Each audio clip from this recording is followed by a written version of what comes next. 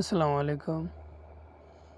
দেখেন আলু এগুলা মাঝরাত লাগায় সৌদি আরব। এই যে আলু গাড়িতে রাখলো। বড় আলু যেগুলো এগুলো কাটে আবার। এই যে এগুলা বীজ দিতেছে আলুর ভিতরে, আলু যে নষ্ট না হয়। এই দেখেন পাউডার বিষ আর কি এগুলো।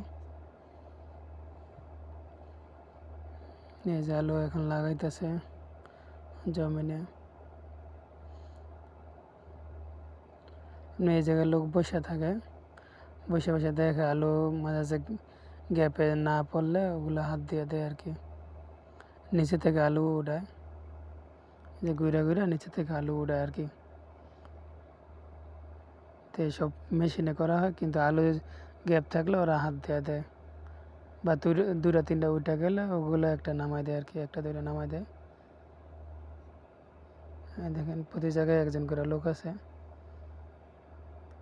যেগুলো যদি আলু না থাকে একটা করে দিয়ে দেয় আর কি, বা দুইটা উঠলে একটা নামাই দেয়। এই দেখেন এই যে মাঝের ভিতরে লাগাইতেছে আলু, মেশিন দিয়ে লাগানো হয়, শুধু এরা আলু দেখে আর কি। দেখছেন ওই দিক দিয়ে আলু লাগাইছে। দেখেন পিছন সাইড দিয়ে আলু লাগাই যাইতেছে।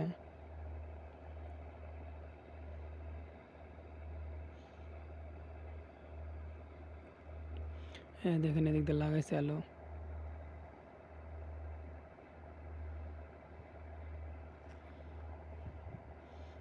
এদের নিচের সাথে দেখেন